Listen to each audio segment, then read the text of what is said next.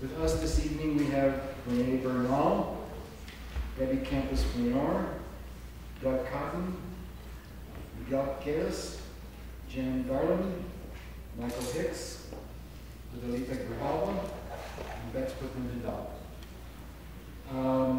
We will start with each candidate giving a 2-minute statement. Now, at this point, I should warn the candidates, sitting in the front row are 2 vicious people who will be holding up 30-second sign, and then you're done. Get out of here. Please try not to exceed your time limit so we have everybody participating equally.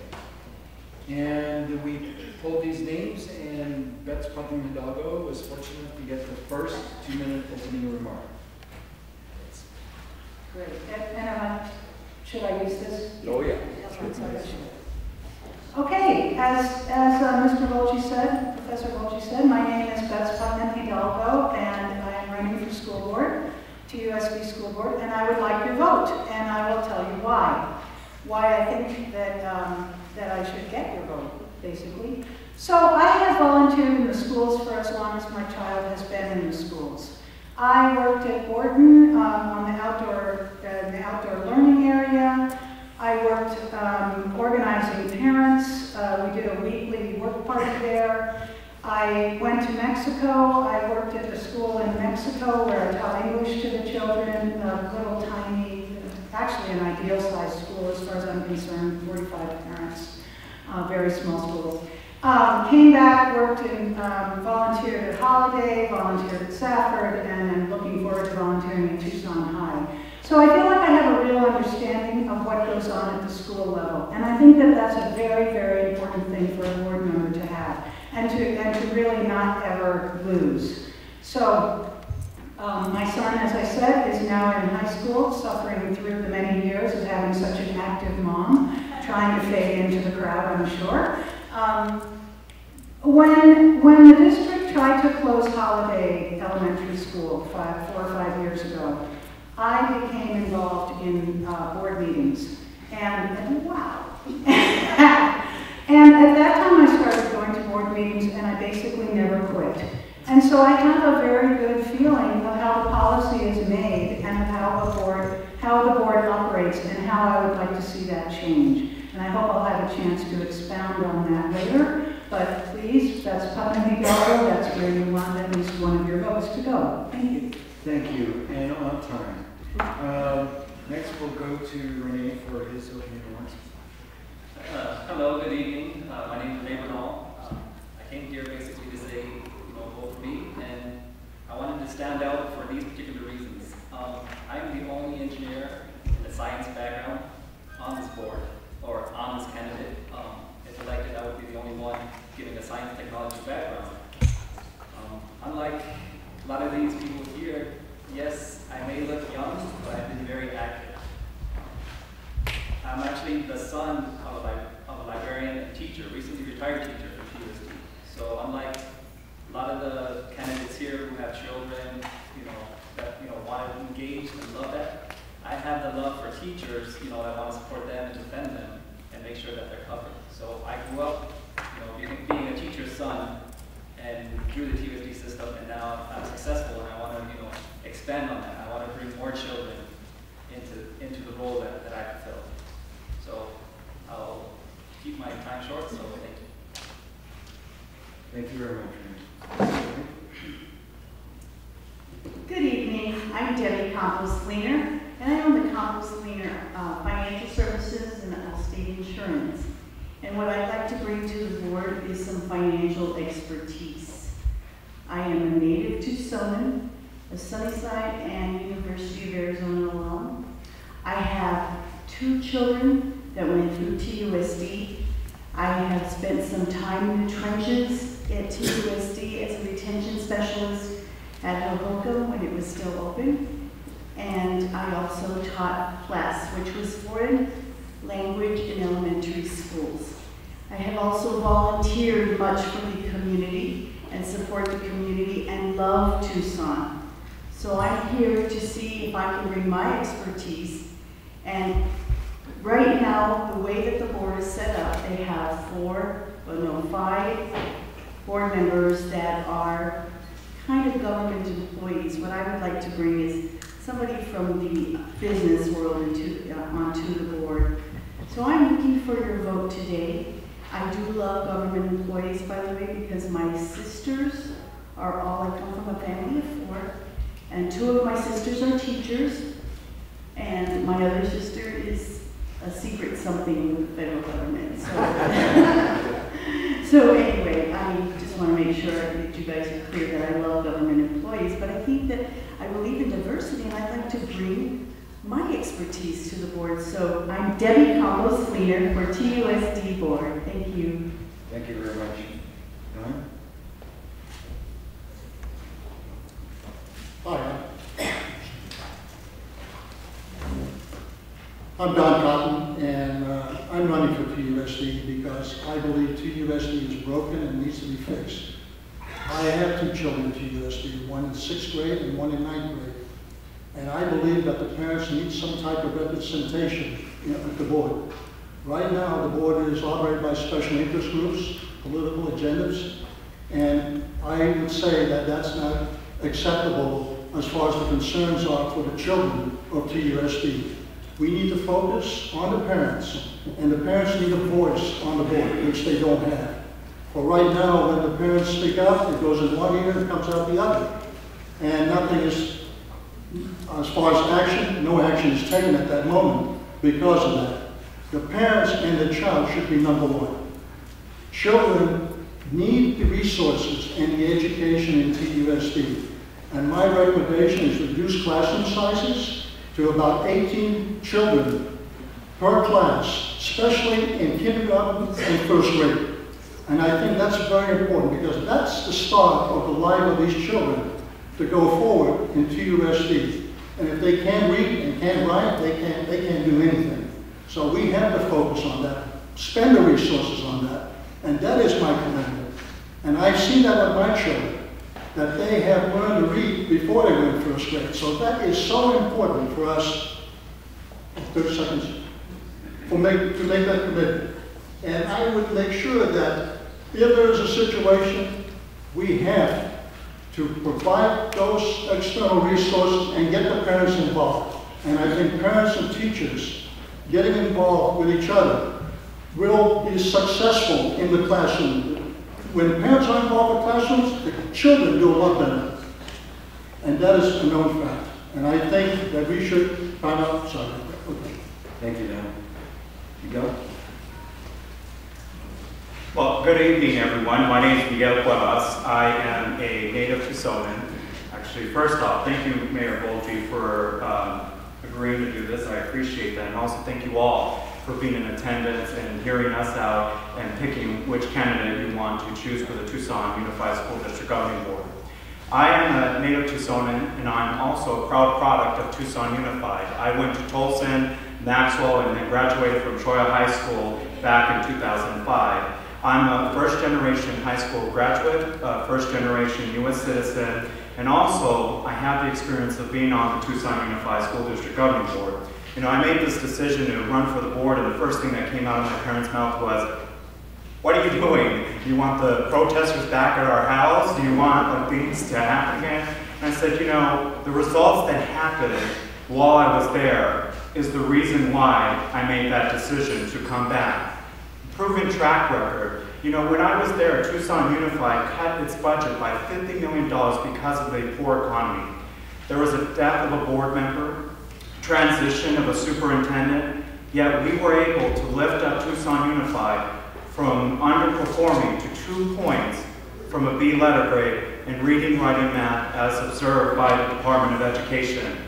If that's not a proven track record, I'm not sure what is. And I hope that you give me the opportunity this evening to talk about specific successes that we had in the high schools and elementary and middle schools and some of the advocacy that I did. For now, thank you so much, and I look forward to sharing the experience that I brought from the governing board. Thank you, Jen? Hi there, my name is Jen Darland. I am a parent, a proud parent of 2 children in elementary school in TUSD. I'm a volunteer parent, public education advocate. In 2009, I co-founded the Arizona Education Parent Network, which is a nonprofit, nonpartisan parent organization that has watched and tracked public education policy as well as the funding that impacts our schools and the classrooms and our teachers. In 2009, my children were kindergartners. My son, my oldest, was a kindergartner, and he was going into a school where they were looking at eliminating and increasing kindergarten class size, and we were looking at losing programs. I found a number of different education advocates in my community, and I figured I needed to get involved, and I've been involved ever since. In 2010, I was involved with community outreach for Prop 100, the temporary 1-cent sales tax that was for public education, health and human services, and public safety that expired in 2013. In 2012, our organization was integrally involved in the crafting of what was Prop 204, which was the continuation of the 1-cent sales tax, with a specific focus on creating a poverty weight, which was to add additional funding to provide districts and schools the flexibility and resources to ensure that we're making easier academic transitions for our students who are in really difficult times and those children who are most impacted by the economy. I am a parent of my 2 kids, and I have the ability to do this in partnership with my husband, but I didn't come from that as a child. My parents were divorced when I was young. I was a latchkey kid. I can intimately identify with the struggles that a lot of our children in our community deal with, and that is one of the things that compels me to do a lot of the work and continue on in my community. I thank you so much for your time. Thank you. Adelita. Thank you. Good evening, and thank you all for coming. Thank you to St. Mark's for hosting this really important event. I have been on the governing board for 12 years, and during that time, we've seen 6 different superintendents sitting in the superintendency. I am running again because I feel that we have an opportunity, a really pivotal opportunity in TUSD to continue the positive momentum we have moving forward. I'm a mom of 3.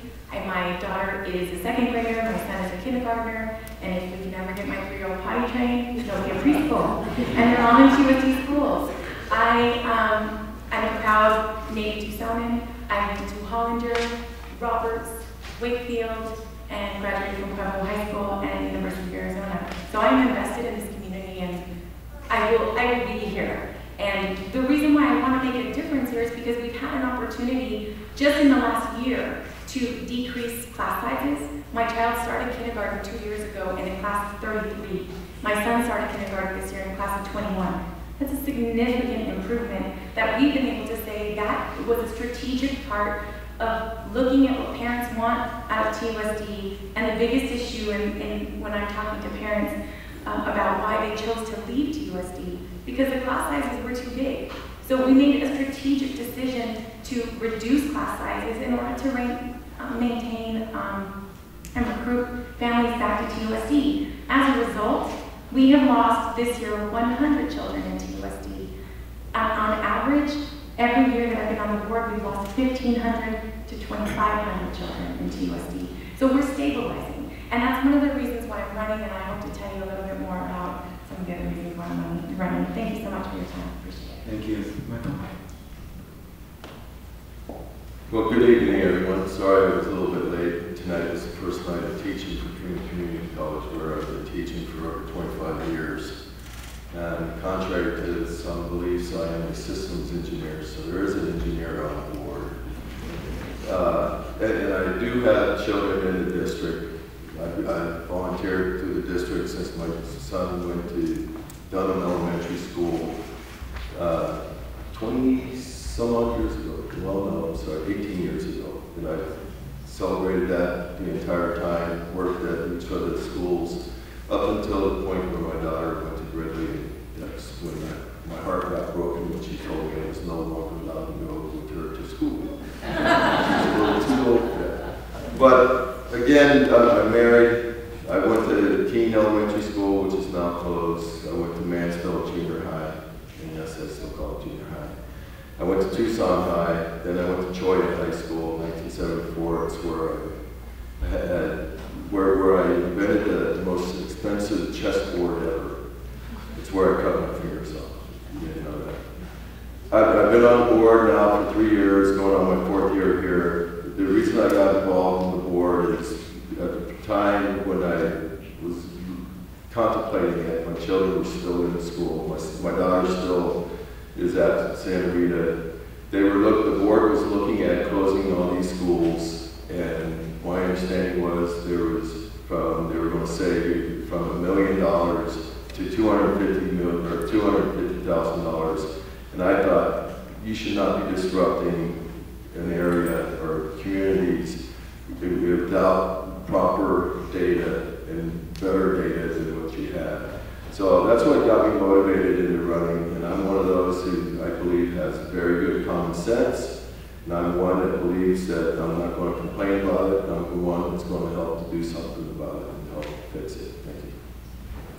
Thank you very much. We now go to two what is called preset questions. It's a nice way of saying we're cheating and told the candidates what those questions were going to be about, and they had an opportunity to think about them. Each candidate is going to be asked to spend no more than a minute and a half on each of these two questions. We'll start the rotation this time around with Rene. And the first question is, if elected, how would you help school staff to provide better education in schools with high concentrations of minority and low socioeconomic populations? Okay, so there's a lot of things I'd like to improve, but specifically to help to school staff, I'd like to increase classroom spending. And the reason I state that is because, as an outsider, I've been reading the auditor's report, the general's audit report, for the past 8 years. And for the first 4 years, it's been pretty stable. And given, the situation that TUSD had, they had to close down schools. I give my hats off to those to make tough decisions. And they shortened that $17 million gap. But between those 4 years, that classroom spending actually reduced gradually, while some of the other spendings like instructional support or administrative have actually increased or remained the same. So if elected, I'd like to go in there and see why has these funding percentages increased while classroom spending is decreased. Now, another reason for that is because there was a push to increase the ratio, from 34 to 36, and that's, keep in mind, this is average. So I talk to teachers, and they have sometimes 38, 39, 40 students in a class, but they have 20, 23 in other classes. So they average out to below their cap. And there's also a subtle push to 27 minimum ratio to one student. So or one teacher. So if there is that minimum, there needs to be an increase in classroom spending to support and to help that teacher. Thank you. Debe? I didn't coin this phrase, but education is the great equalizer, and every student should have an equal education. I've thought about this question, and I think that I would like to implement some workshops, seminars. And when I was at Hoboken, something very unique happened. Many thought, that was maybe one of the socioeconomic areas that, where the students had to struggle a little bit more. But actually, students can learn no matter where they come from, no matter where they are. Students are students, and all students matter. What we did at Hoboken, we actually had a stipend program where we brought teachers into Hoboken. Sometimes it was a little far for teachers to drive, so what the district did at that time, which I applauded, and it worked. I actually saw it work, where they offered stipends to the teachers, and they drove to Hoboken, and they gave those children a wonderful education. So that's one of the things that I'd like to see TUSD do, is definitely look into some of these programs, stipends, and seminars that we could do to improve our education for all students. Thank you. Ben? One of my concerns is that I was reading about 7 schools and went from a C to a D. And that's not acceptable, because the kids in those classrooms are ones that are suffering. Because we know that every parent wants their child to succeed.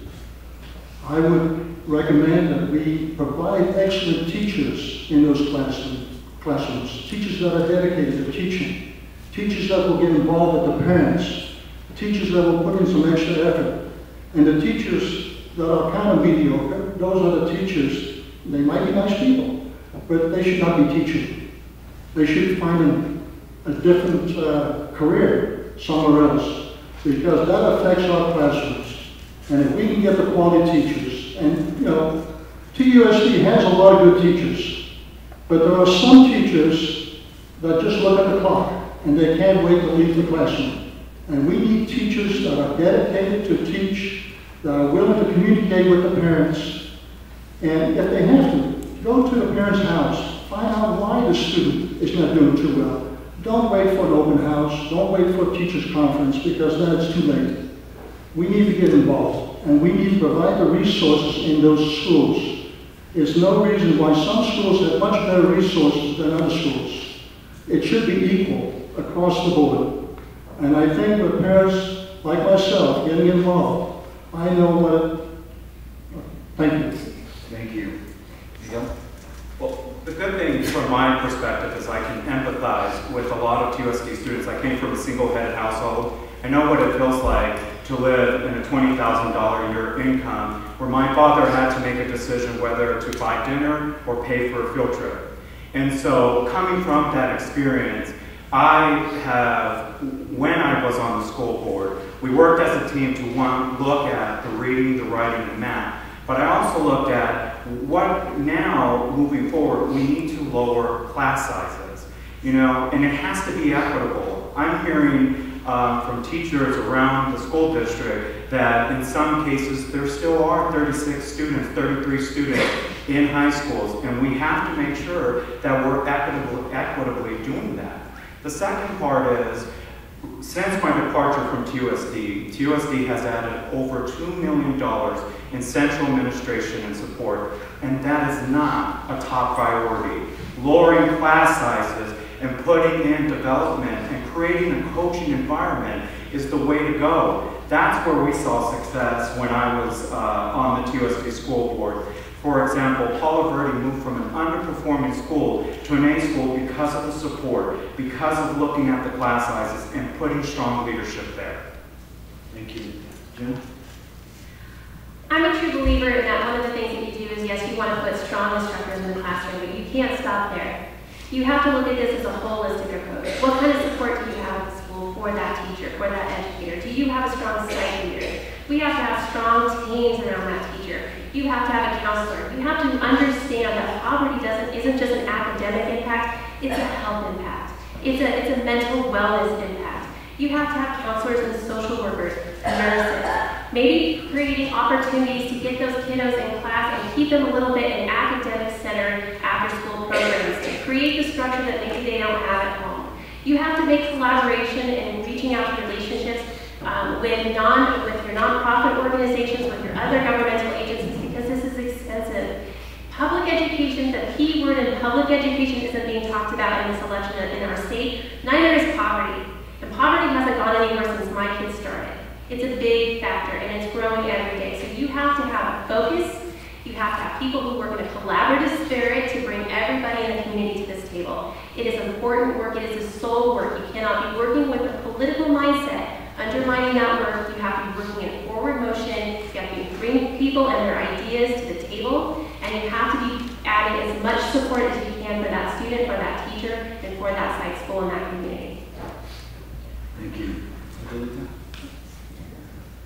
It's interesting to note that the nation's public schools are going to be 50.3% minority in the fall. That's a reality that the district has had for the last 5 years. We are a majority minority district. And one of the issues that I think is important is to look at, this is not an issue of equal access. It's an issue of equitable access. And there is a significant difference in that. In order to, efforts to close the achievement gap and opportunity gap are ongoing. Funding cuts at the state level, TUSD has experienced $50 million loss in the last 10 years. Cuts by the federal level, those are all impacting our students. So as I see it, the issue of social justice and equity can't be treated as parallel issues, but they have to be integrated into our school system. One of the things that I think is important that we really need to look at is resources, providing professional development and training to all staff to go beyond being sensitive and understanding to cultural competency. And there is a significant difference there. Creating a culture of belonging is important at our schools. Know the school community, follow through on resources, medical, social, counseling, food, clothing, legal, to make a learning environment that's welcoming and accessible to not only our children but our parents. We have to be teams in all of this, and we need to build a parent, extended family, and elders friendly, a family-friendly school where we have activities after school that include mariachi, gardens, neighborhood walks, oral histories, in-school activities that really encourage families to come back to our schools. Thank you. Michael? Ooh, this is pretty tough up here. You know, we all know that education is a fundamental human right for all people and vital to our achieving economic global society. This is a global society that we're living in. I believe that we need to have highly trained and highly effective, highly motivated individuals in smaller classrooms. As some of the other panel guests had said, we need to reduce our class sizes to make sure that we get these families the ability to learn. The district's been in a desegregation order. You know, my partners up here indicate that, you know, it's equity. We've been dealing with this unitary status for over 40 years. What's been going on within that entire time? I believe we are making some strides now. I believe that we're making some strides, hopefully because I'm also on board with what I've been pushing for and helping to do. So there's a lot of things that need to go involved with this. I do believe that every child deserves a great education. I believe that every child can get a great education in this district. And I believe that once we get the effective teachers in classrooms where they should be, and then getting these kids highly motivated to go to succeed. And this needs to start at the earliest levels, kindergarten, first grade, third, second grade. That's where we need to really focus our efforts and then move forward from there. Thank you. That's Well, as if it hasn't all been said before.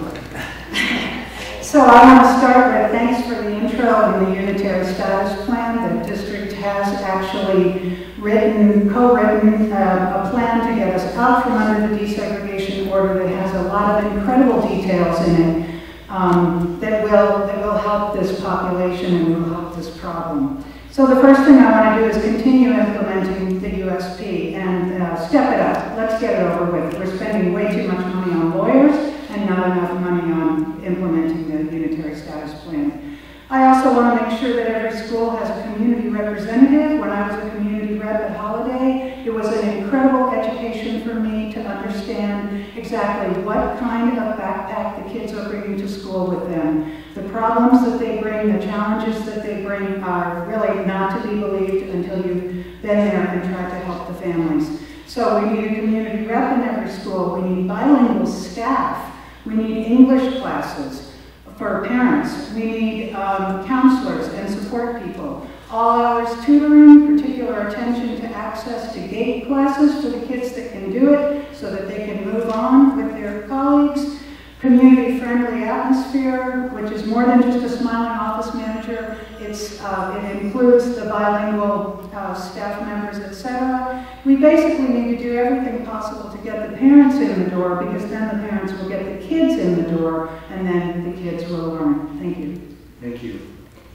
We have a second preset question. Let me read it to you, and then we'll start this round with Debbie. Aside from your answer to the first question, describe one or two specific things that you would try to accomplish to improve education in TUSD. Debbie? I'm going to show you. I'm going to show you guys something. This is the Gibson efficiency audit. It's 250 pages, and if you haven't read it, I'd like you to go online and get it and read it. So in this, I found some very interesting facts. We paid for this. First of all, your taxpayers paid for this audit, so I would suggest that we go to this and perhaps pull out some of the suggestions. There's 62 recommendations in here, and one of the recommendations is, of course, well, one of them is, which I agree with, is to get an independent auditor for the district that reports to the board. And that's one of the first things I would do. In this report, which I I really have to tell you, it is really good reading. It's not boring like you would think it is. One of the things that I also found is that, of course, as almost every candidate has spoken of here, is that we are spending 49% of our tax dollars in the classroom. Did you guys know that Chandler spends 60%? So that's one of the things that I am committed to doing. At least, if I get on the board, at least 52%. The other thing is, I agree, 18 people, children in the kindergarten class is some place to start with. I think I'd like to see that happen in even the other grades, but at least starting in kindergarten. And I was in TUSD, and my children went to TUSD when there was only 18 children in the classroom. So I'd like to see the 18 in the kindergarten classroom again. Thank you. Thank you. Don? I would definitely like to see, we've all mentioned that here, smaller classroom size, and I would definitely recommend the 18 students per classroom, especially in elementary. With my children, I knew how important elementary is. If they can't cope in elementary and they have problems reading or writing, they're going to have difficulty moving up to middle school. And it's so important for TUSD to put that focus in the elementary schools, especially in the classrooms. And we do have to implement those resources for these kids to be successful.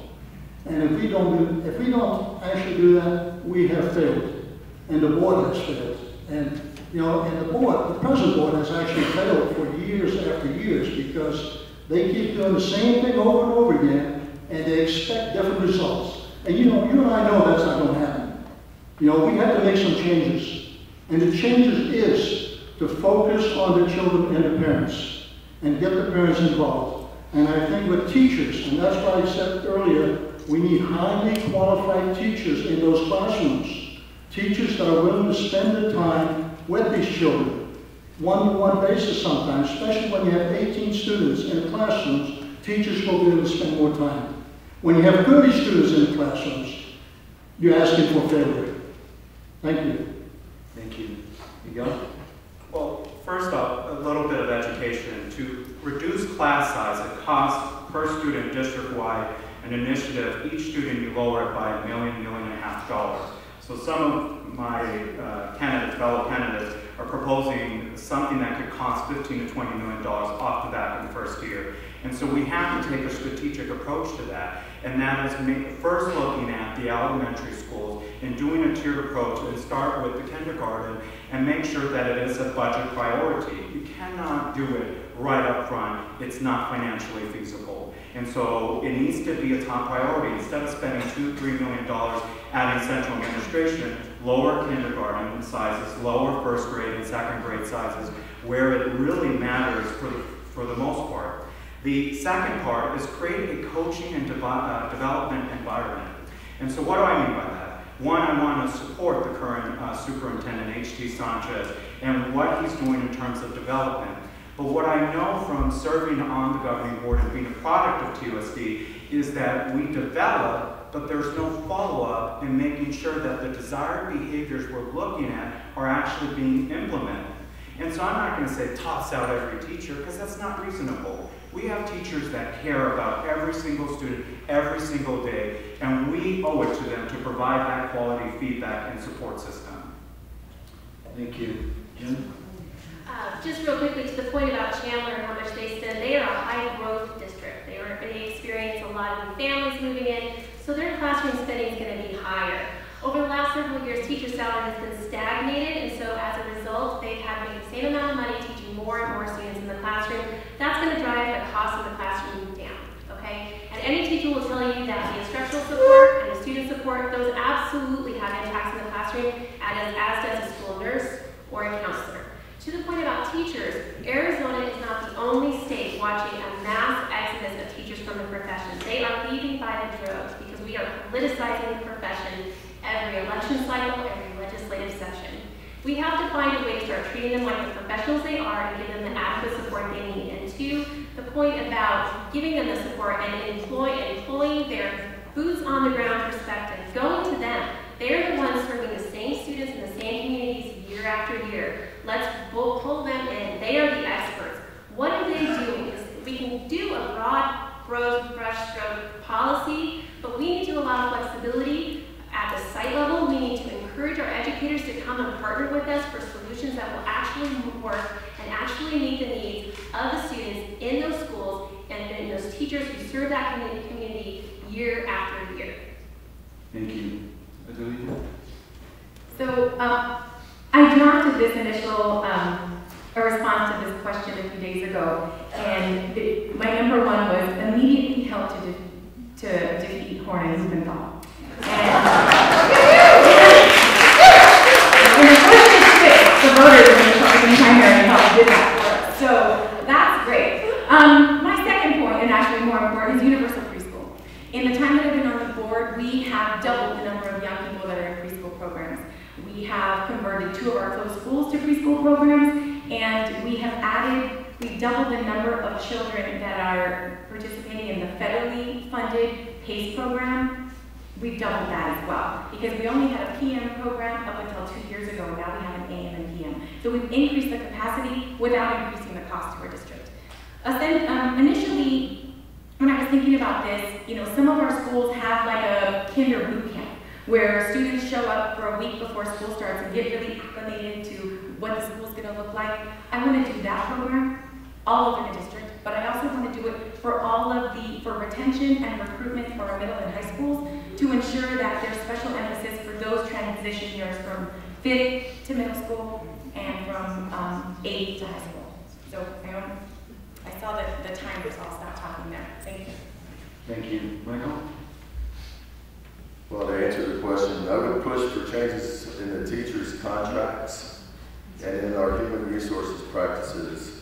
Currently, in our hiring process, other districts are hiring teachers much earlier than TUSD, and I think it's mainly because of the way that we do business in communities. Not only within our teachers, but also our administrators. They get snatched up far before we even get the paperwork going through the system. So I believe that that's one of the first things that we need to be pushing for. I'd also continue to support mandatory minimum percentages on classroom sizes and spending.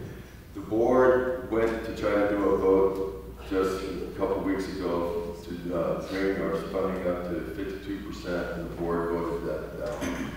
The current board. That's, we keep talking about putting more money in this, and we need to have a board that's supportive of being able to do that and get these things through and be able to help our teachers. And one of the issues in regards to the 60%, also, TUSD is one of the highest paid per student, over $8,000. And we have a lot of the schools. Nogales has far more free and reduced lunch than we do, and they're a key school. And we need to get going and getting these individuals educated to the best of our knowledge. Thank you. Travis? Well, again, what they all said. I agree with the ideas about an internal auditor that answers to the board. I just don't think that there's any other way that you can do that. And I think that clearly monitoring our spending is just an obvious thing that we need to do. It'll bring the community back to TUSD for one thing. It'll clarify and make transparent what's going on with money in TUSD. And that'll get the community to help our public schools, which is where they should be at anyway. The other thing that I would do, super important, reduce the amount of standardized testing and reduce the stakes of the standardized testing. I don't know if you all have been in school recently, but you would be amazed at how long the kids spend either in pre-testing mode or actual testing mode. And it creates incentives that are all wrong. It creates the incentive to teach to the test, obviously. Now, some of that can't be done from the board level, but some of it can be done from the board level. And so looking for creative solutions is something that I look forward to doing if I'm elected to the board. Thank you. Rene? Okay, and lastly, I think as TUSD, we need to utilize our natural resources that make us stand out from the charter schools and the private schools. For example, I don't know what Darland has, but it's a great school, and I'm glad that it's expanding, it's increasing students. Davis has a waiting list. We need to find out how to improve that, duplicate it, expand attended, whatever. Another great utilization that we have is the CRC, the culturally relevant courses that we have. And let me emphasize this by telling the story of two students. One, both students, Mexican Americans, born and raised on the west side. One went to Tucson High, took the Mexican American courses. The other one went to St. Gregory, private school on Craycroft. They both ended up going to Carleton College, which is a very selective private school in the Midwest. So imagine coming from the desert, our heat, to the cold Minnesota weather. That's a big culture shock, They both went. The one that took the MAS courses survived. He got his degree in economics, did his using his research paper on how college sports, winning college sports, brings economy and funding to the city. The one who went to St. Gregory couldn't take it culturally. He dropped out, went to a UT school, and wrote his senior thesis paper on Zoot Suit riots. So, economy by taking MAS or taking MAS later, to help out our economy. So that is a natural resource that we should use. Thank you. These two questions were ones that were given to the candidates in advance. You're about to get an inkling right now of how difficult their lives really are through the next set of questions, which not only did they not get in advance, but they also only have 1 minute to answer each of these. We're going to continue the rotation, so Don will start with the first of these 6 questions, and then we'll have everybody respond to the first question before we go to the next one.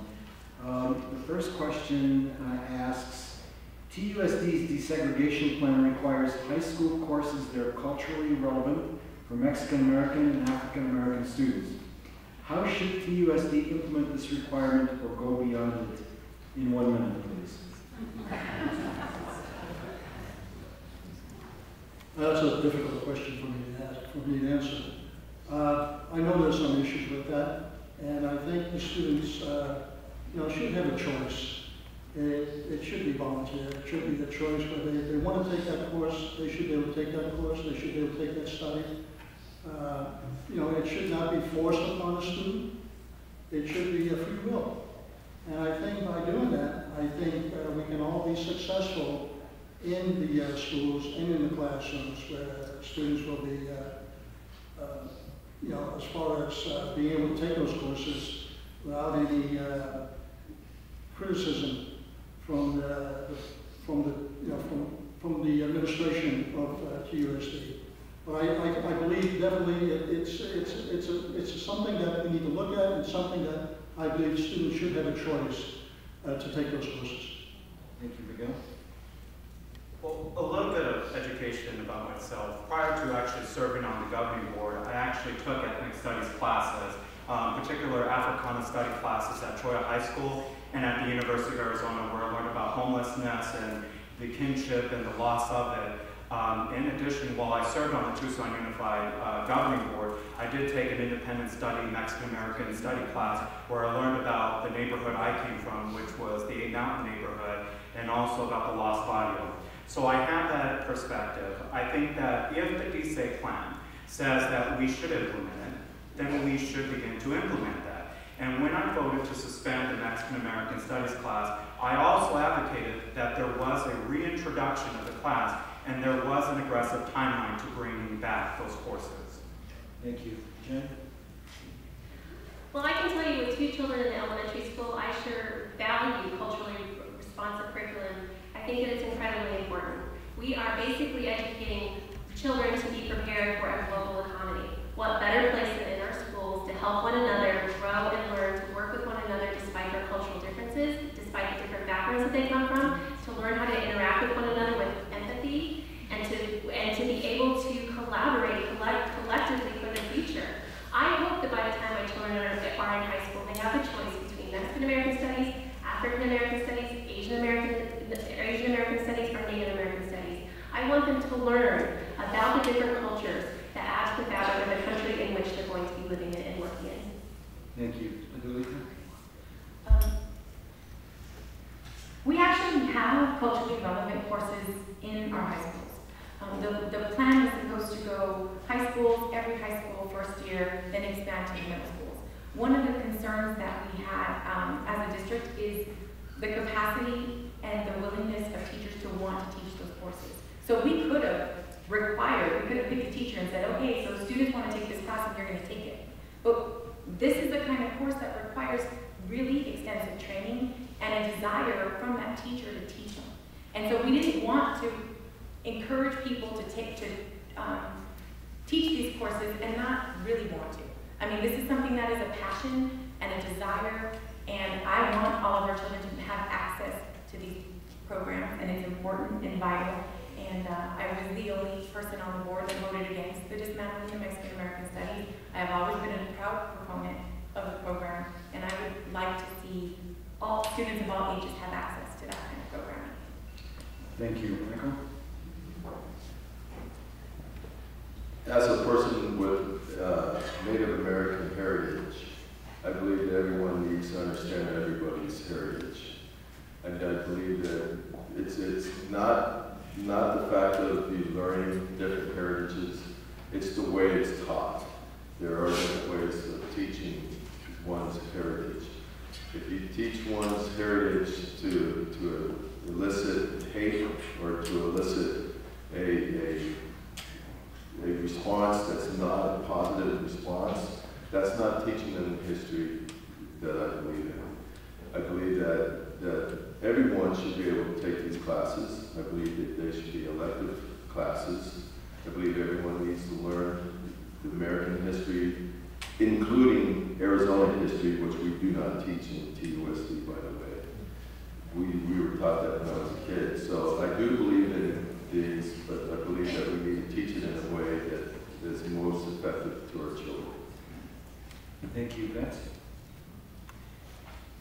Well, so we're a majority district, as one of us already said. And so this is not this is a federal imperative that we do this. And so it's not a choice, we do it. That's it. The feds are telling us we do it, we do it. We were supposed to do it years ago. We developed a manner to do it, and we did not follow through. If we really want to implement this program, well, we've got this group of teachers who have actually already taught these classes. They may not have had a well-developed curriculum that other people could look at and understand, and maybe that's what we need to do is work on developing the curriculum. But we have teachers, and I believe that if we really cared about doing it, we would do it. We are a diverse community. This is not about one person's version of history or another. It's about an inclusive history of all of the people who created this country that we live in. Thank you. Thank you, Rene. So I believe I already answered this, but let me expand. These courses, they are elective. You get to choose them. Sorry, I myself didn't take them because I knew I was going to major in math. But I had friends, I had my siblings take them. They were great. Actually, my sister wanted to choose Asian American Studies, African American Studies, Mexican American Studies, Native American Studies, and just American Studies. So she wanted to take those to be a teacher.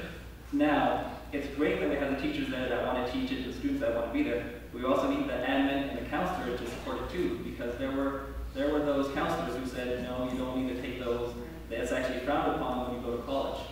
So we need to have more supportive administrators and not those not in the classroom to support these students to say, yes, these are great courses that you can take, and it's optional. Thank you. Debe? Diversity should always be celebrated. I think that every student should learn about their culture and should be proud of their culture. And I think that we need to expand on our educational curriculum in many cultures, including history. And I think that some of these things should also be a choice.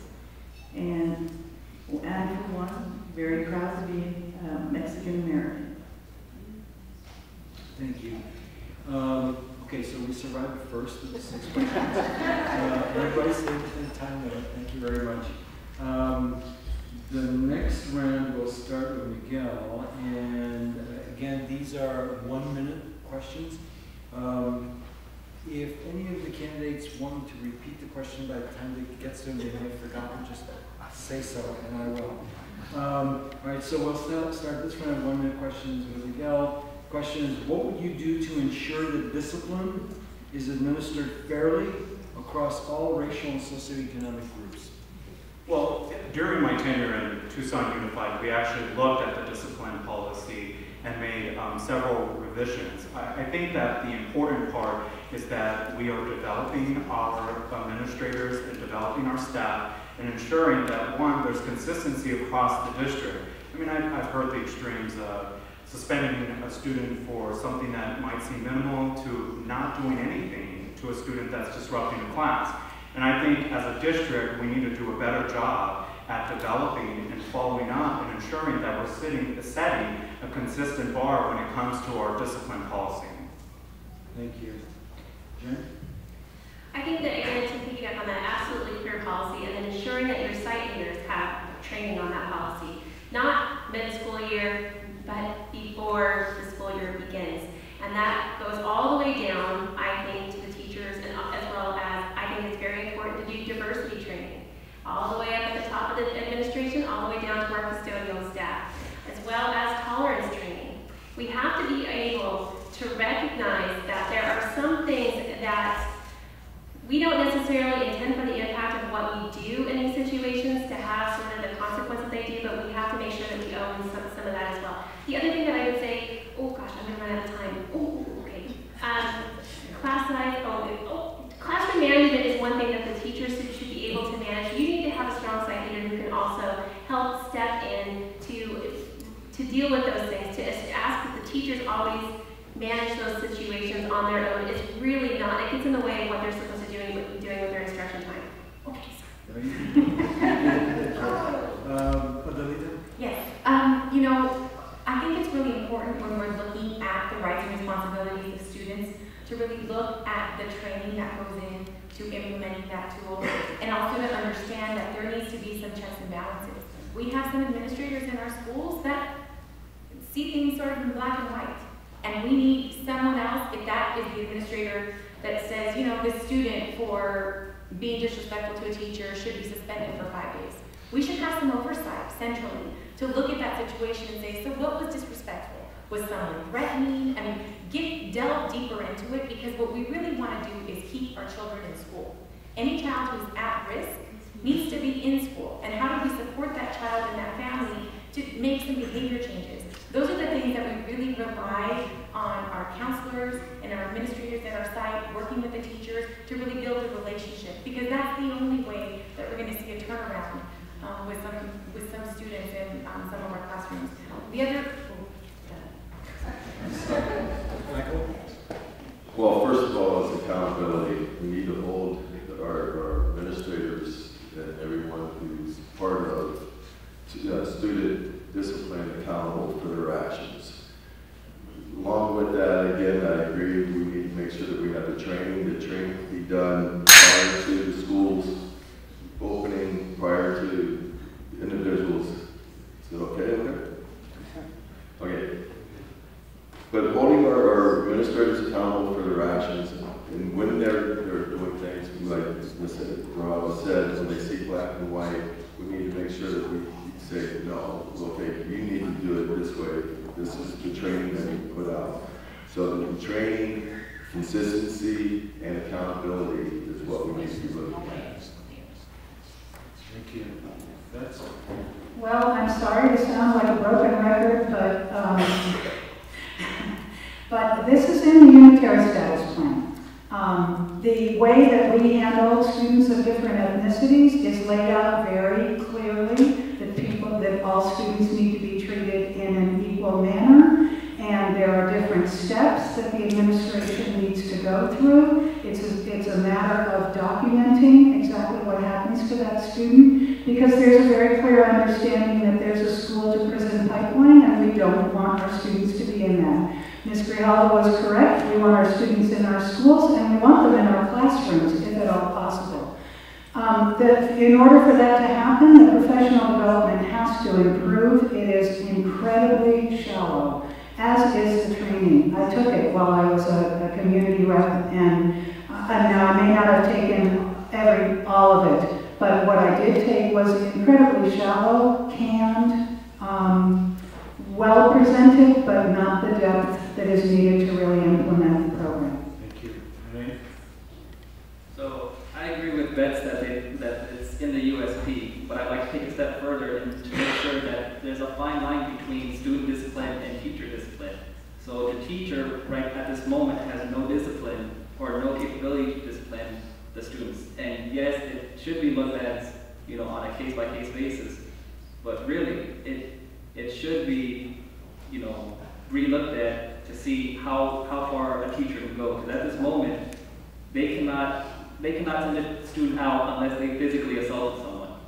So they can disrupt this class, they can cause a ruckus, they can move stuff, but they cannot be moved out until the student actually, you know, assaults a student or another teacher. Thank you. Debbie? You know, the climate for discipline is in a trend. People are kind of worried about that. And I would agree that the discipline policy that we currently have for TUSD handcuffs the teachers. I think it's unfair. I think that we need to implement definitely training. We need to change the discipline policy for one. We need to give the teachers more ability to have that classroom management and make some of the common sense decisions that they used to make and not handcuff them and let them implement some of the discipline in their classrooms. That's kind of what they've been trained for several years in college. So I think we need to, we also have to have some good leadership from the top as well. Thank you. Darland? I also agree that teachers should have more responsibility and discipline. There should be zero tolerance in bullying. It should be standard district-wide. Give you an example. My daughter last year in 5th grade, they had a student that was disruptive in class. And it affected the whole class. It affected everyone that trying to learn. And what they did with that student, after a few weeks, they put that student into another classroom. Well, the other classroom had the same problem with their students as far as being disruptive. And that doesn't solve the problem. The problem is we need to take discipline very seriously. We need to take the students that are disrupting the class very seriously because it affects the rest of the students that behave and do a good job in class. Thank you. The next question, we'll start with Jen. This question is very appropriate because all the candidates. Yeah. Pardon? I'm just micromanaging. I'm sorry. Okay. Almost all the candidates talked about getting more resources into the classroom. This question asks you to make a choice. And if the district has an opportunity to spend more resources in the classroom, is it more important to use those resources to increase teachers' salaries or to reduce class size? Well, thanks for letting me go first on this one. Sorry. I do think that, here's what I will say. I will say that it's always important to invest in your educators because I think from year to year, and I've seen it myself with my own children, I've seen a 2nd grade teacher have a class size of 32 students one year and be able to manage it just fine. And the 2nd year, I've seen it where 32, 33, and it's different because of the whole makeup of the children. The economy's changed, you have different students who are in the classroom. I think one of the things too is when you talk about overall academic performance for a school district, it all comes back to having quality instructors in the classroom no matter what. And we are having a hard time in TUSD holding on to quality educators. So I know that class size is a really big deal, but I also think it's a really important investment to make in strong quality instruction in those classes regardless of the size. Thank you. Adelita? Well, this is a difficult decision, but I mean, it's more like a Sophie's choice. You want to be able to do it all. Part of the problem that we have is the miserly support from the state of Arizona for education. An anti-public education ideologue at the legislature, the likes of Putnam-Hidalgo and Bernal have put TUSD in a tighter vice regarding providing support to staff in schools, coupled all of these issues. If I had to make a choice, one would be to advocate for more resources to our schools, absolutely, but I would choose increasing the salary to our teachers and providing a quality instructor in every one of the schools. Thank you. Michael? I truly do believe that if we start at an earlier age, kindergarten, first grade, second grade, third grade, with less class, with reduced class sizes, that in the later years, when there's more students in those classes, it's going to be much more manageable. I believe those kids are going to be much more easier to manage within that. So I truly do believe that a lower class size would help, but again, you have to gauge these. It's a difficult decision, but I believe that first and foremost is the education of our children. And then there's no teacher that gets into the business of teaching to make money, to be rich. I've been a teacher for over 25 years, and I'm telling you, I'm not rich. So I do value teachers, and I would never try to pretend that I can teach 30 6-year-olds or 7-year-olds or 8-year-olds. I've been to those classes a lot. So, but I do believe that if we started at an earlier age and we reduce these class sizes, the classes are going to be much more manageable when the kids get older. Thank you. Well, I think it's a false dichotomy. I think it's like talking about do you get to have an environment, you know, an ecology that works, or do you get to have workers? It's the kind of question that I think we have to do better than that, basically. However, if that's the question as it's laid out, because I think there are a lot of different sources of money, and so it's not just those two pots that we're dealing with ever. But if we were dealing with just those two pots, I think it has to do with how low are the salaries. The salaries right now are not even at a dignified wage. People can almost be on WIC with teacher salaries. So obviously teacher salaries have to come up. It's a matter of polling the current teachers to find out, first of all, which would they prefer, because they don't necessarily feel the way I feel, and then trying to do a little bit of both. Because I really do not think that it's a matter of one or the other. Thank you. Rene?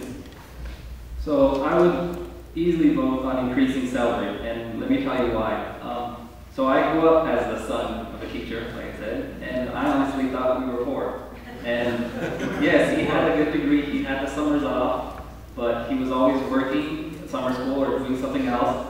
I know a single mother right now who's actually working 2 other jobs while being a teacher. During the summer, she's a summer school teacher and worked 3 other jobs to support her and her son. I remember during Teacher Appreciation Day, going to Chipotle where they gave free burritos and McDonald's gave free food. There was parents, both were teachers, and they were feeding their family of 2 and themselves on those free meals. So definitely, if you ask a teacher, they love their kids, you know, their classroom kids, they love them. So if you were to ask them to reduce their class sizes, they would easily keep the salary and keep the kids that they love. Thank you. Debbie? This is why you want a financial expert on board. I say I can do both. Anyway, if I really have to choose one, I would, you know, that's a tough one. My sisters were both teachers. Well, they still currently are teachers. And I do remember them working summer jobs and, you know, just making it working so they could make ends meet. Clearly, teachers don't make enough money.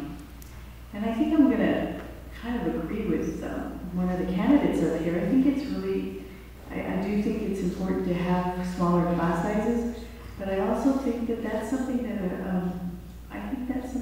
a teacher needs to pose and think about, and because it would be very difficult, even though if you've got an increase in the salary, it'd be difficult to manage a classroom of 35, and if you get the choice of getting the salary and managing 18 kids, you may choose the 18. Thank you. John? No, I agree. You know, teachers are underpaid, but our priority should be the children. And my first priority is reduce classroom sizes because, you know, TUSD hasn't done a great job. There's a high dropout rate. Like I mentioned earlier, we had 7 schools from a C that went down to a D. These children need help. You can't have 30 children in a classroom. We need to reduce it to 18 children. That is my priority. Let's give these children the education they deserve. The parents of these children deserve that. And I think we need to focus on that. Even if we have to hire more teachers to help these kids be successful in the classrooms, let's do it. Thank you. Miguel? Well, from having the experience of being on the governing board, one, increasing district-wide a percent of a rate, 1%, it costs about $2 to $2.5 million every percent that you do that. So I think they're both top priorities to me. One, I know a lot of teachers, and I do not believe that they're paid well, but I also believe that we need to make swift and aggressive moves to continue to increase student achievement, and I think the best way to do that is lowering class sizes. And then from there, begin to negotiate what it looks like in order to increase the salary. But that will cost a lot of money, and each percent has a value to it, and that's where you have to begin to make decisions when you're in this role. And that's why I propose that if we begin to cut central administration, then we can begin to lower class sizes across the district, especially in elementary schools. Thank you. The fourth question, we'll start with Adelita, and this one asks, what is the most important change that TUSD should make to improve transparency and accountability? TUSD has made a lot of inroads in a lot of areas. We have all of our information online, all of our budgets are online and accessible. We live stream our board meetings, and so we really are trying to engage the community to make us all a part of the same system. We started a strategic plan process that included community members. That's the first time that this district has ever done that. So we really are looking to the community to help us find solutions, because TUSD and Tucson are tied. We're totally, completely intertwined. And we want TUSD to be successful so Tucson can be successful. We need to work together to do that. So a lot of the plans that I think we need to move forward with are things that we've already started. Working in partnerships with Kima Community College, University of Arizona, doing dual credit courses, increasing our dual language opportunities, looking at how we really integrate what we're doing in TUSD and make it relevant to the larger Tucson community. We've had companies that come to Tucson open their doors and close their doors because we didn't have a workforce that could fill that. We need to do that in TUSD. Thank you. Michael? Well, I asked the board member who was pushing our former superintendent to do live streaming at our board meetings. I believe in transparency, and although some of the board members now and some of the other ones used to hate it when I would be so transparent in my communications, which that's what I am. But we are pretty transparent. One of the issues that I have with our transparency is things like putting the budget book up at an earlier time, getting things to us at an earlier time. To me, that's also being transparent. We still don't, I believe we still don't have a full budget book up online yet. Other things about being transparent is being honest with each other when we're discussing things. There's lots of times when we're not as honest as we should be. That's transparency.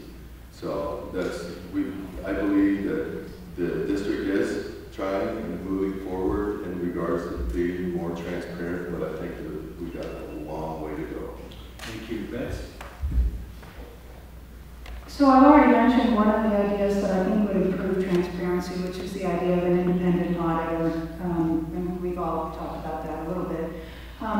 In terms of the board meetings themselves, I would like to see more communication, more questions asked in public. I'm sure that it's not a matter of flat-out rubber stamping, but we do not see enough of the debate. I go to every board meeting, and I do not see enough of the questions that are being asked. And I guess it's taking place in executive session, but I would like to see it taking place in public. And I agree that the budget, we're voting, the board appears to be voting on budgets that are not completely finished. And I think that's scary for people who are watching us and for a community of taxpayers who would like to have a school system to support and that was transparent enough to support. I think that's why it becomes so important, because we need the community on our side. We're public education. Thank you. Rene?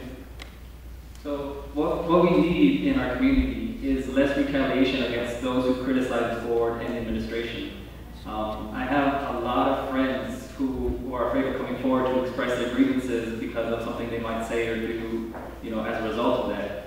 So what we need to do is say, okay, I understand, and just listen, and try and solve the problem together. If we solve it together, it shows that we're working together as a community as opposed to finger pointing. So I think that's the number one thing we do to improve transparency. And I do see it getting better, but there's still a lot more work to do. Thank you, Debbie. Once again, I'm going to refer to the recommendation of the Gibson report for the independent auditors to come in and to report to the board. I think that would show a lot of transparency, and it would also show accountability. So I feel very strongly on that. And Arizona has kind of made education a business, and as a business owner, I can tell you that it's important to have budgets. It's important to be able to read budgets and look at budgets and understand where money is going. And I don't see that sometimes with TUSD, and I would just definitely think that they should get on board with budgets and presenting budgets and showing where the money is being allocated to the public. And I'm all in favor of, I think they have done some good things. I think they've done the live streaming. I think they have become transparent in many other ways. But I think we have some more to do. And I would say, let's get that independent auditor's report. Thank you. Don? Transparency is very important, and I do believe the administration need to be more transparent. They need to be accountable for every penny they spend, and they spend some of the money very foolishly. And, that's not acceptable. We have no idea where some of the money is going. And that money needs to go to the classrooms. It needs to go to funding these schools. There's just too much overhead in the administration. Where's this money coming? Where's this money going? Transparency should be there. It's very important that the parents know where the money is going. And if we don't have that full transparency, we need the accountability, and it's sometimes not there. Thank you. Miguel? Well, from what I've seen recently in the news, I think that transparency starts with the governing board. While I served on the governing board, sometimes Mr. Hicks or Ms. Grijalva may not like what I stood up for or what I advocated for, but one thing you can depend on is I'd be straight up with you and whoever else wanted to know what's going on. And I don't believe that's happening right now. It needs to start up top, and we need to have open communication, because it's going to take a team to move this large employer and also this large school district to increase student achievement. The second part, and this was an idea of the late Judy Burns, and that was making sure that each school had strong school councils, but also that we opened up the budget to show them what it actually takes to run a school. And we began that, and we saw a lot of things, that were negative about it, but there were a lot of positives. And if we start from there, I think that we can become a more transparent TUSD. Thank you, Jen. So one of the changes that I really appreciate is that Dr. Sanchez has been sending out his team member update. I think that's a really great way to have a straight communication from the superintendent to the public. And the more our site schools can get that information out to our parents, the better off I think that we'll be in the end. The other thing is the implementation of the ERP, the new system that they're moving to, which will help allow our CFO to produce budgets in really quick fashion, where we can see where we're at with our DSEC budget, where we're at with our facility budget. That's critically important information that we haven't had up until recently. The other piece is the data dashboard. We haven't really taken time to stay wedded to an idea or a direction long enough to see some of these ideas through to fruition. And that has clouded up our ability to really understand and have a deeper appreciation for the really hard work that's going on in our schools. Thank you. The next round starts off with Michael, and the question that gets raised here for 1 minute or less is the following. Last year, the district spent $300,000 on a marketing campaign. Was this the best use of those resources? Why or why not? Oh, this is a good one. So yeah, I am a proponent of promoting TUSD and trying to get TUSD out. Was the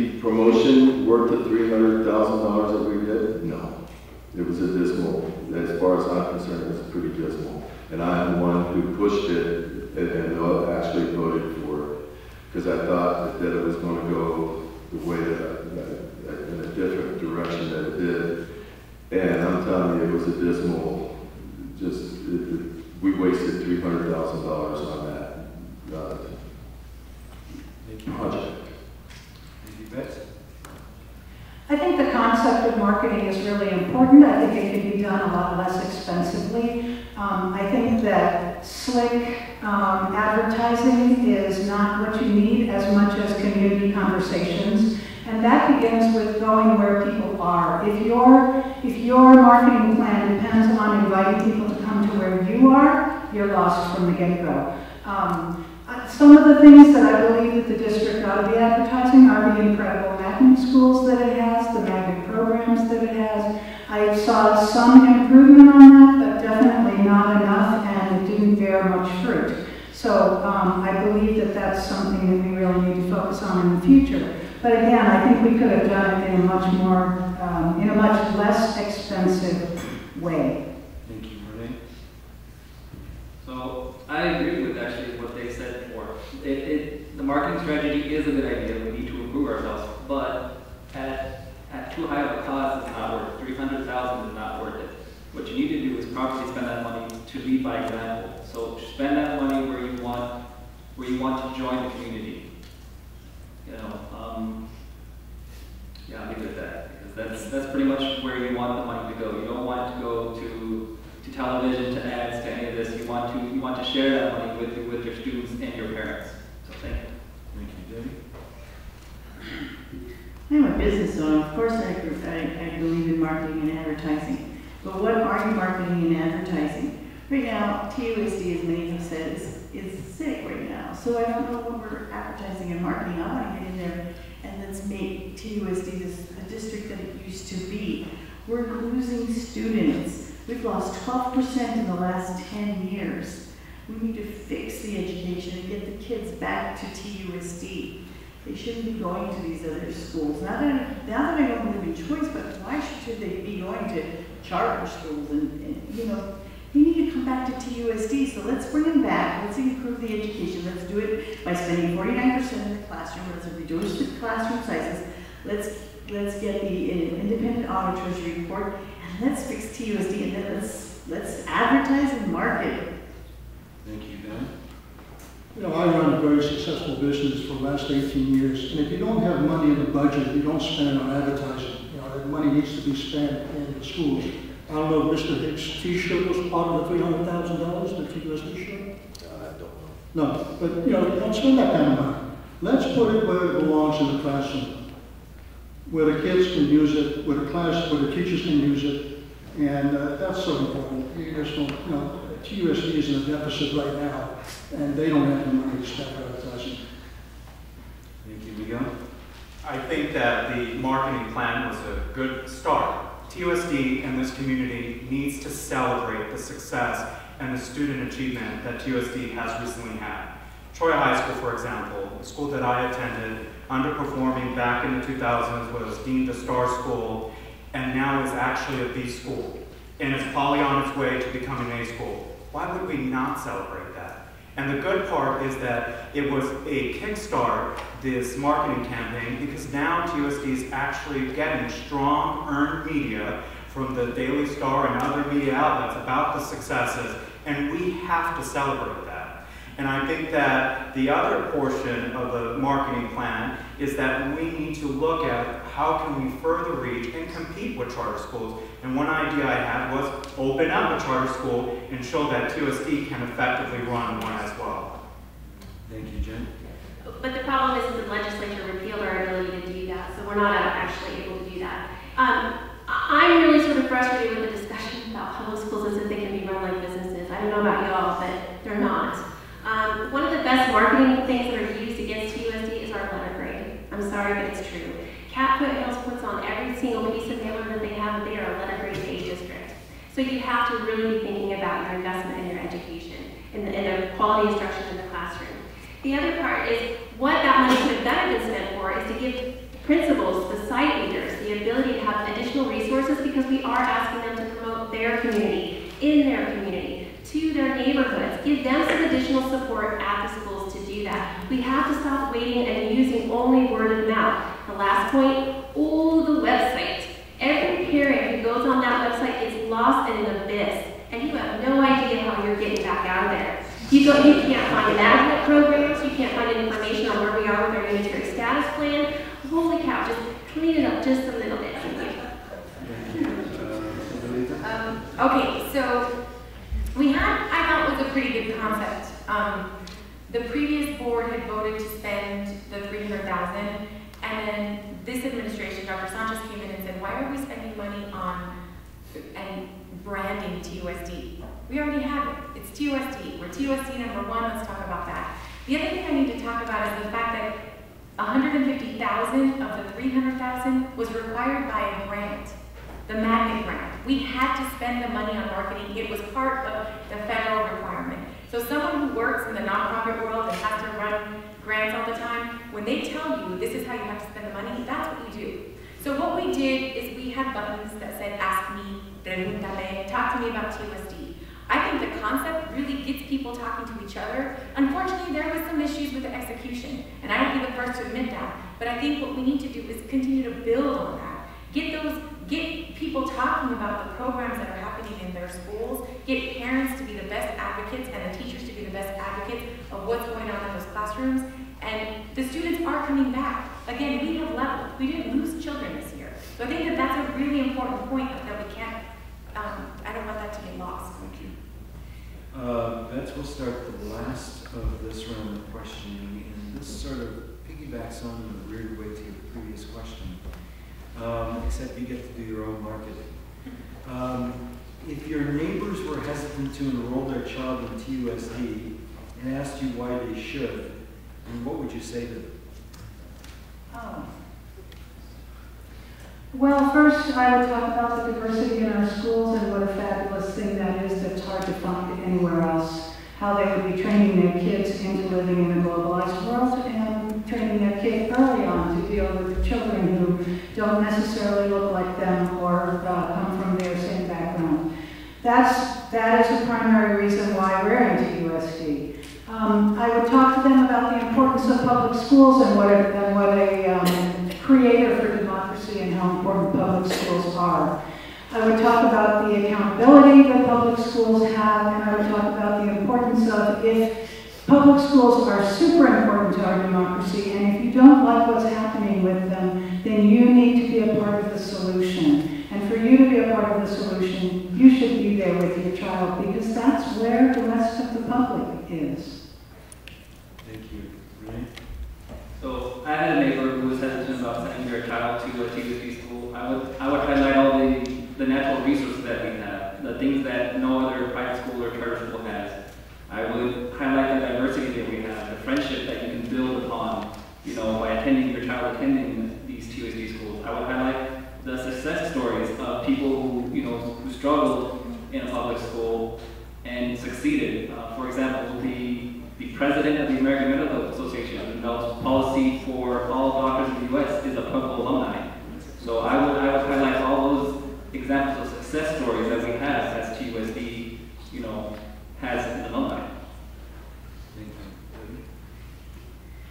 I'd be really excited that they were going to possibly send their kids to a public school. I'm a believer in the public school system. My 2 kids went to public school, and they told me that the best time of their life was when they were in middle school at Ruth Fickett. What great memories, and to this day, just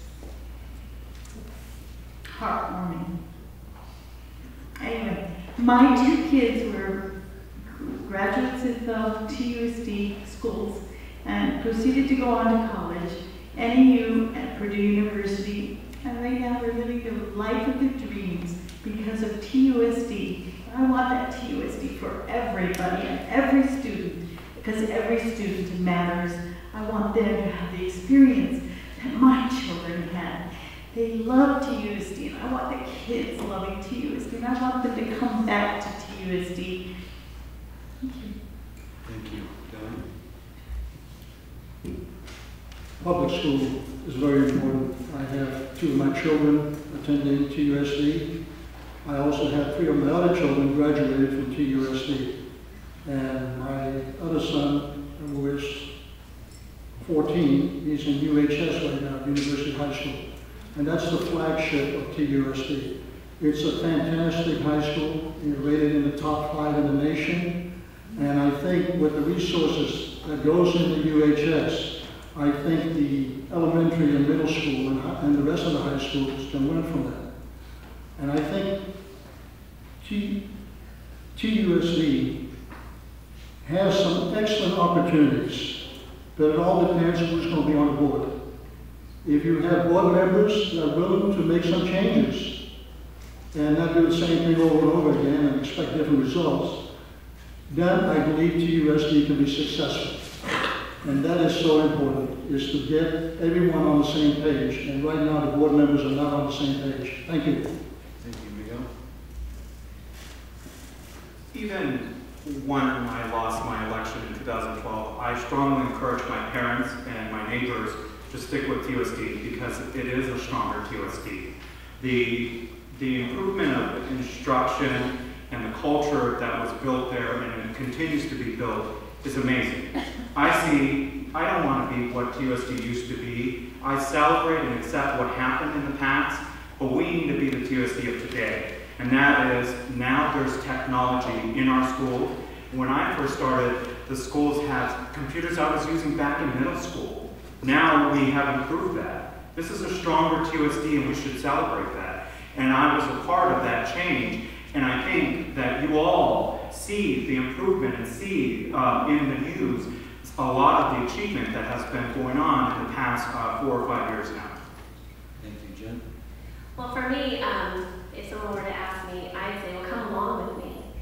Come, let's go take a tour. Let's go hear about the good stories. Regardless of what you think, there are really great teachers every day doing some amazing things and bridging some incredible gaps for our kids. There are programs in our district that are doing, we have Monzo that has a really amazing partnership with the University of Arizona as well as with NASA. Okay, that's pretty cool. I mean, in addition to every school that I have visited, there is a community there. Everybody wants to send their children to a school where they feel as though they belong, that they're part of something bigger than themselves. Even Dr. Garcia, when he was talking about the reason why parents make the decisions they do about the schools they go to, even if the letter grade is low, it's because they feel as though they and their kids belong to something, that they are part of people who, a family of people who will keep them accountable, who will be invested in their success. That is what TUSD has. Over all of the negative headlines, over any of the headlines, when you walk through a school, you're part of the community, and that's something we're fighting for. Thank you, Adelita. I'll tell them why I picked TUSD. I'll tell them about the fact that we need to celebrate the history of TUSD, the kind of programs that we have. We have a program for every child in our district. We have a school like Mary Meredith for children with exceptional needs, and we have schools like UHS for children with exceptional needs, and everyone in between. We have schools that have outdoor learning environments, that talk about solar, that build that into the curriculum. We have chicken coops in some of our elementary schools, which my son was super excited about, by the way. We have arts, music, libraries in every one of our schools. We have diversity that you can't get in any other system that we have here in TUSD. And that's what I would talk about. I talk about the self-contained gate classes, the opportunities for dual credit, the opportunities to be a part of advanced placement and honors, and all that happens in between. And the fact that we are a community, and people have always loved their school. They might not love TUSD, but you talk about someone talking about their own school, they love their school and they're invested there. We just have to spread that to the rest of our TUSD system. Thank you, Michael. Well, once you get away from the adult issues, we have awesome teachers in this district. That's just unbelievable. We have great diversity in this district. We have programs like OMA, that's the arts, with the music and the dance and everything. We have Pueblo with their radio systems. We have Santa Rita with their audio-visual stuff. We have activities, not only excellent teachers and excellent classrooms where we expect kids to flourish, but I would tell I went there My children go there. I continue to promote TUSD. As Ms. Darland was indicating, I come with me. And I have done that. And I have gone to different schools. When Santa Rita was on the chopping block, I had to fight and push and pull and then go to school with these parents who thought that school was going to close. I was like, no, this school is a great school. This is going to be a great school. I'm going to fight to keep every school that we have in this district. Thank you. And I've proven that. That concludes our second round. We have a third round. It's basically questions from the audience. And in this round, I'm supposed to either continue taking the rotation or address it to a specific individual if it's directed to a specific individual, and then allow 2 more people to address the question. How we do that is I'm about to discover. Well, what I thought about was starting a rotation and asking the next 2 people next to the person answering if they would like to answer it as well. Again, these are restricted to 1-minute segments because we are now running out of time, and my guess is these folks are probably getting a little tired. So this one we'll start with Rene then, and the question here is, how would you help TUSD meet the challenge of charter, public and for-profit schools and private schools, especially given the financial support from the legislature by the equivalent of vouchers? So, in terms of showing what TUSD has to offer, I would show, as I mentioned in my story before, we have the teachers and the resources to provide the education for people to succeed. If it comes to charter schools and vouchers, I would say we can use that money just as well here, and then we have additional resources that private schools and public schools don't have.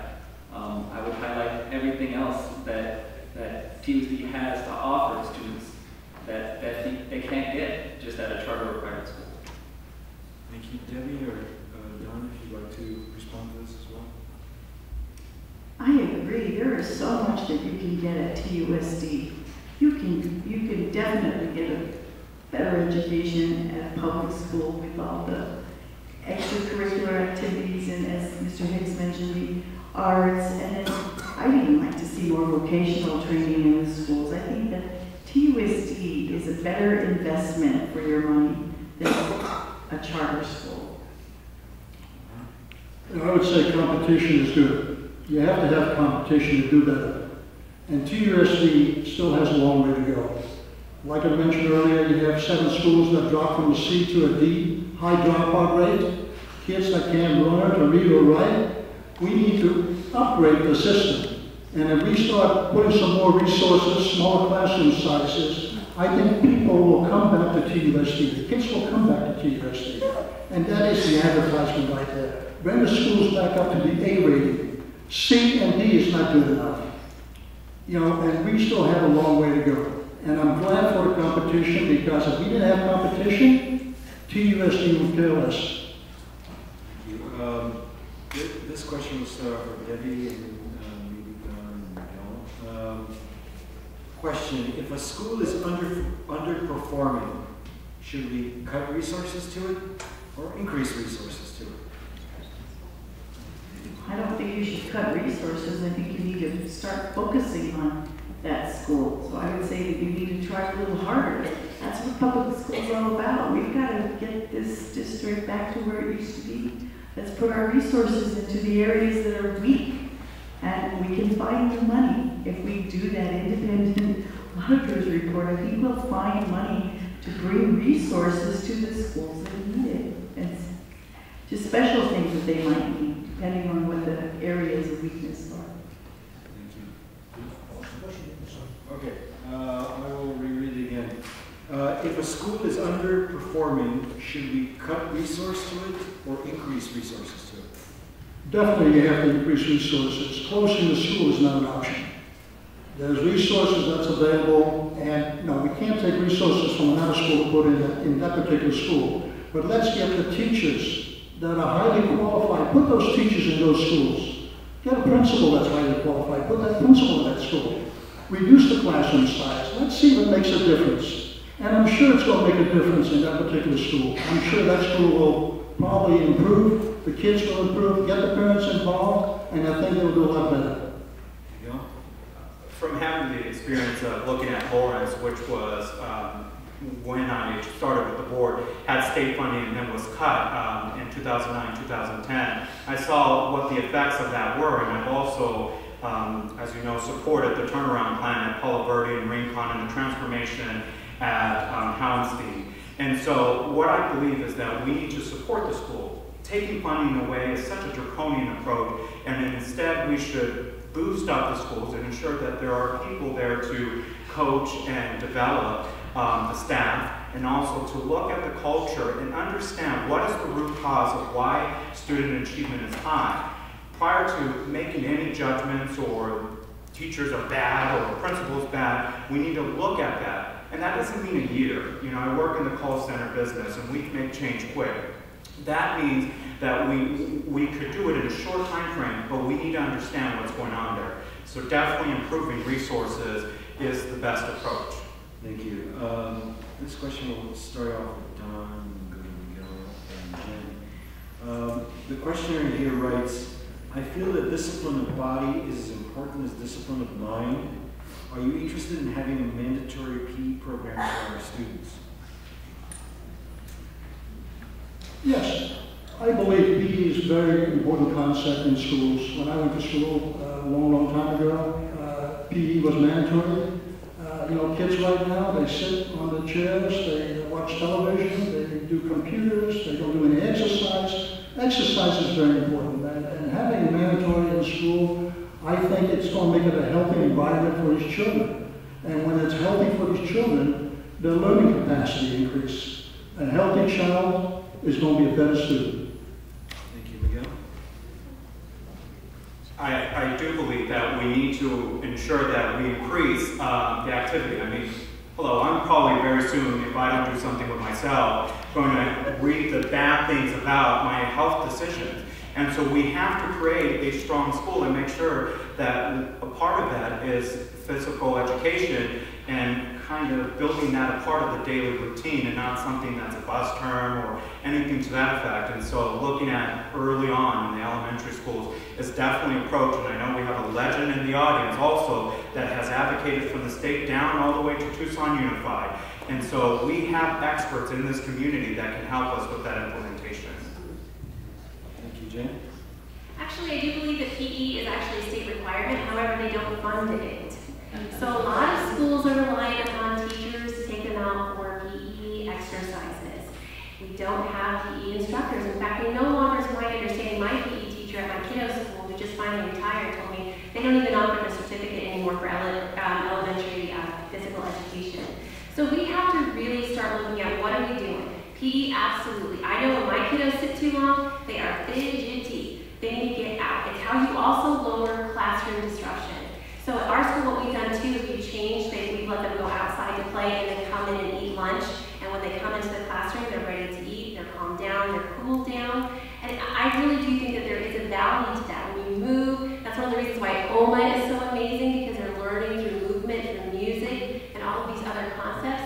But we have to make sure that we can really put a lot of onus and take the message like Mr. Gall has, the legislature, PE is very important, you gotta fund it. Thank you. This one will start with Miguel, go through Jen and Adelita. TUSD currently has many empty school sites, some of which have been empty for 4 years. Should the district consider offers from charter schools, and if not, then what should it do with those empty sites? Well, being that I made the decision and supported some of these school consolidations, I think that TUSD, one, needs to look internally to see what use we can make of the site. And the second portion is looking at items, for example, expanding Dodge. I personally believe we should expand University High School. And what does that entail? And now that we have schools where we can put other schools in there, I'd be interested in making a decision like that if I were placed on the board. I think we need to expand quality programs, improvement programs, similar to C.E. Rose, for example, that has shown its success So once we make that decision internally, should we look at charter school? It depends. It depends on what their market is. For example, I did approve a private school or a private charter school to be a part, but there was a tuition of $7,000. The reality is that going to compete with TUSD? Probably not. And that brought more revenue into the district. Thank you, Jen. I'm sorry, could you repeat the question one more time? Sure. TUSD currently has many empty school sites, some of which have been empty for 4 years. Should the district consider offers from charter schools, and if not, then what should it do with those empty sites? Well, I think that the district has actually just approved allowing the sale of those to go to the voters because a lot of those schools were passed with taxpayer-backed bonds. And charter schools do not provide transportation. So when you have schools that are built in like the 1950s in small little neighborhoods and you have multiple parents straining in their own cars, dropping them off, I don't know if the neighbors are going to be too excited about that. One of the things too is we have had a lot of movement within the district, and we've got old buildings. So the ability to sell the buildings that we have, if the district has the right offer and the right opportunity, would allow us to maybe look at right sizing a little bit, creating bigger schools that will accommodate sometimes. For example, with University High School, creating a campus that would be able to accommodate the students there. But at the end of the day, the decision to sell a school should be asked of the voters because you all made the investment and it's your say and you get to have a decision in that, or a voice in that decision. Thank you, Adelita. The district has moved fairly quickly to repurpose several schools. So Debe is a school that was closed, and now we're going to have our TUSD board meetings there. Child Fund is there. A lot of really great programming is moving out of that building.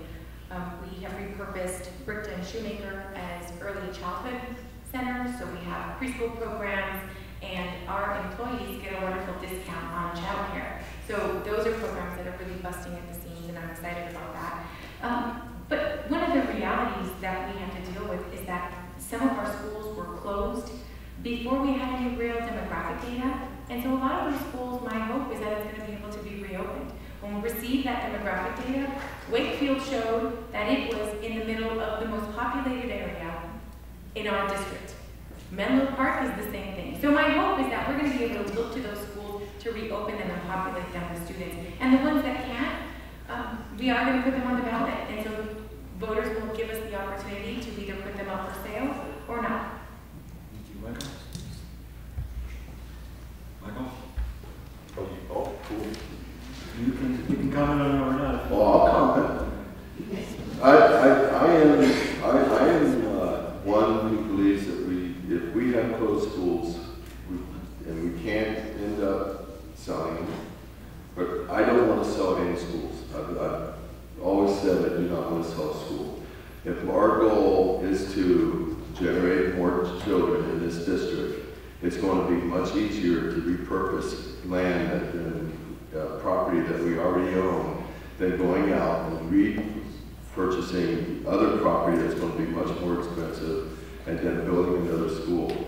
If we can't rent out the school or lease out the school, then I'm in favor of tearing down the building, having a vacant lot there, having the community use that lot as a park or whatever, because currently the schools that we have right now are getting vandalized. They're housing kids that are doing things that they're not supposed to be doing. They're hiding in there.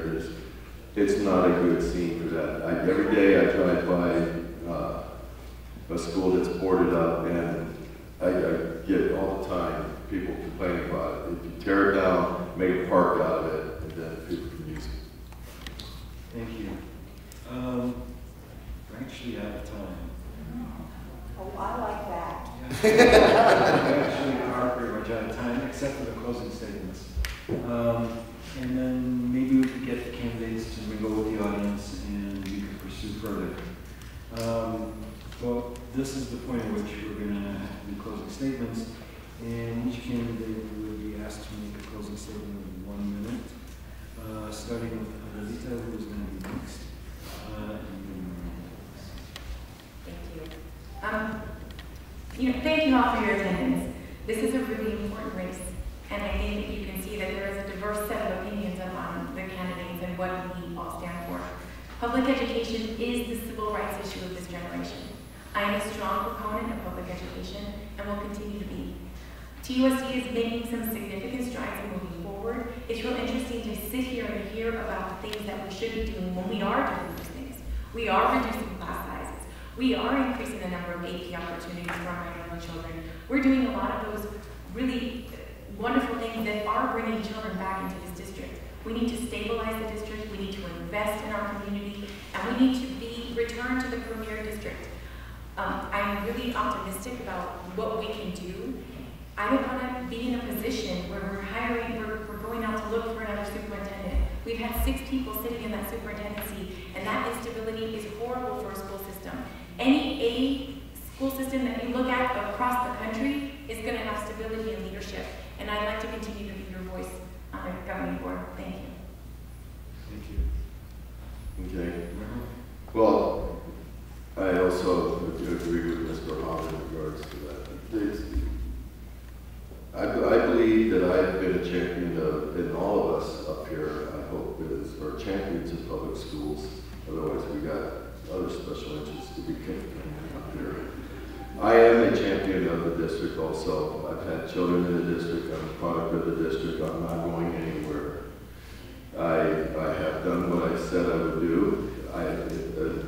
And opposed to what was said earlier, I have listened to parents. And I have acted in regards to parents. I've also acted in our taxpayers who pay for all this lovely stuff that we get done here.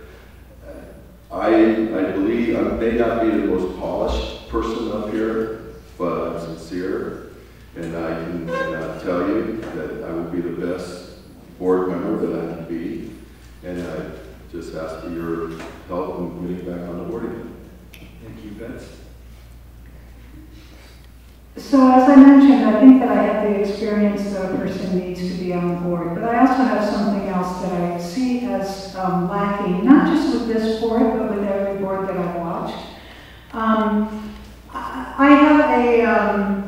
I am direct, is probably the nicest way to put it. And I focus on issues. I don't focus on personalities. I don't do blocks. I don't do political blocks. Yesterday's Antichrist might be today's colleague. And that is really important to me, and it's something that I don't see enough of on the board. An ability to work with everyone that you agree with on a particular issue in front of you. If you didn't agree yesterday on what you were talking about yesterday, that was then. Now we're talking about something different, and you make coalitions where you find them. Because it's not about the adults, it's about the kids. Thank you, Rene.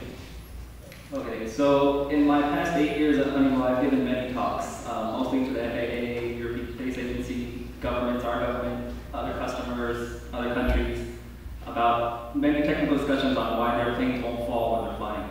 And this speech is very different, so thank you for listening to all of us.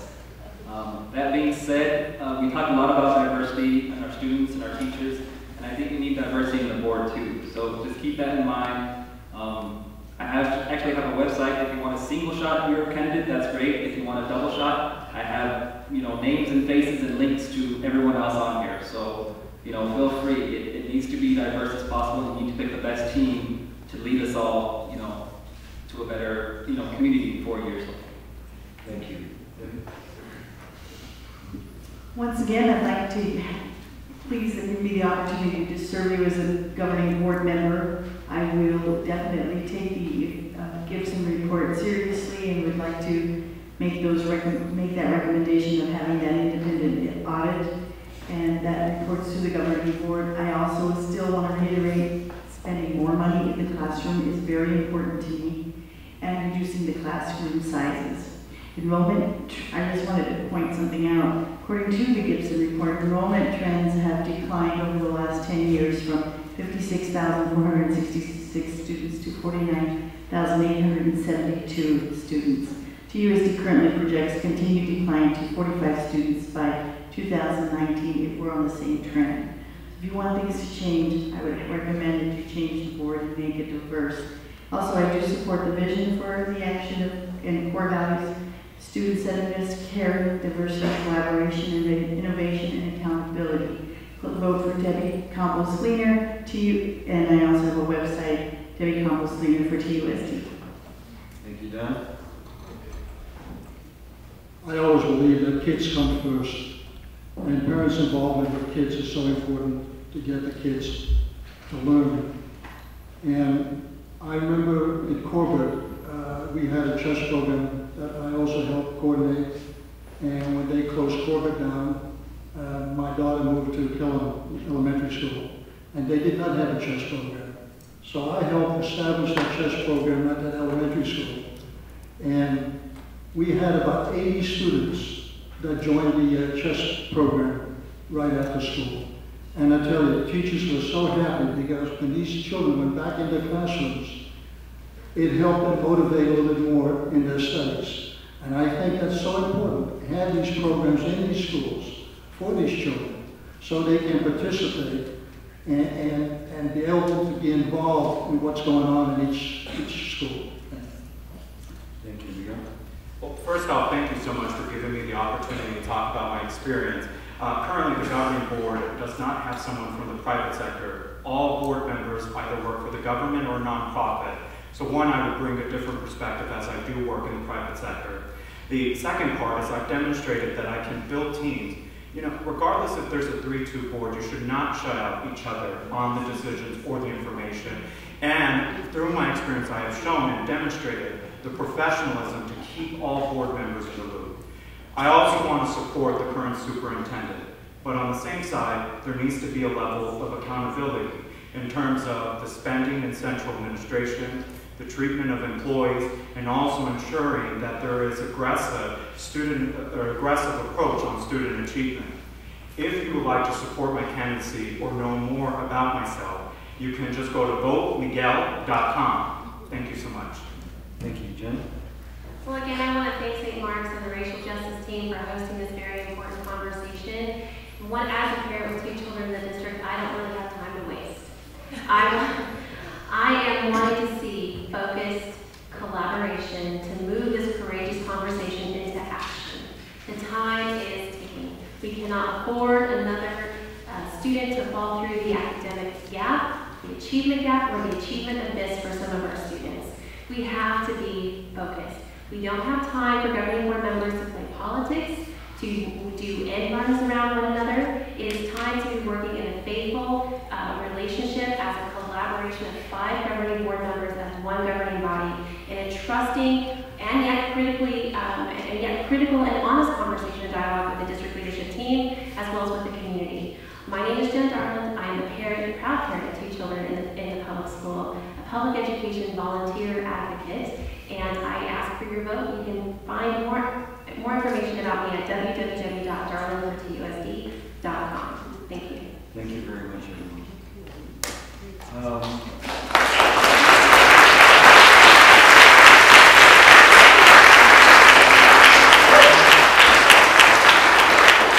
Other than 30 some odd years of being around politics and politicians and candidates, this is the only group that had actually stayed on time and tried to answer questions. They're pretty impressive too. In closing, it would be stupid for me not to close with 2 things. One is to tell you that this candidate season goes on, and another forum will be held September 29th at Palo Verde High School at 6:30 if you'd like to go. And more importantly, none of this would have been possible without all the people who made this happen. But in closing, it's only fair to point to some students and their teachers. And special thanks go to Elizabeth Kleiman, Litzy Gudnes from Safford Middle Magnet School, Dora Guerrero, video production student at Safford Magnet Middle School.